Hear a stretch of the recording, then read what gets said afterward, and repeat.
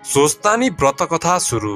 बाहिर जाडो बढेको छ अनि साँखुको साली नदीमा मेला लाग्न सुरु भइसक्यो। यसको मतलब के हो थाहा छ? हो, श्री स्वस्थानी व्रत कथाको सिजन सुरु भयो। हामी सबैको घरमा त्यो रातो कभर भएको किताब पक्कै छ अनि हजुरबा हजुरआमाले 1 महिनासम्म हरेक साँझ एउटै लयमा त्यो स्वस्थानी कथा पढेको याद पक्कै होला। आजको भिडियोमा हामी त्यही स्वस्थानीको बारेमा कुरा गर्नेछौँ। यो के हो, यसको कथामा खास के छ र किन आजको दिनमा पनि यो हाम्रो कल्चरको यति ठुलो हिस्सा हो।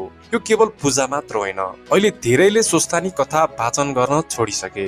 खासमा स्वस्थानी व्रत पौष शुक्ल पूर्णिमादेखि माघ शुक्ल पूर्णिमासम्म चल्छ। यो 1 महिनाको अवधिमा विशेष गरी महिलाहरूले र आजकल पुरुषहरूले पनि कठोर व्रत बस्ने चलन छ। यो व्रत स्वस्थानी र माधव नारायणको नाममा गरिन्छ। तर यो स्वस्थानी कथा भने निकै रोचक छ। यो कुनै सामान्य कथा होइन। यसमा लभ, ट्रेजेडी, बिछोड, शक्ति र चमत्कार सबै थोक छ। यदि तपाईले यसलाई ध्यान दिएर सुन्नु भएको छ भने यो ब्रह्माण्डको रचनादेखि लिएर महादेव र सती देवीको प्रेम कहानीसम्म फैलिएको छ। कथाको सुरुवात हुन्छ दक्ष प्रजापति र महादेवको द्वन्द्वबाट।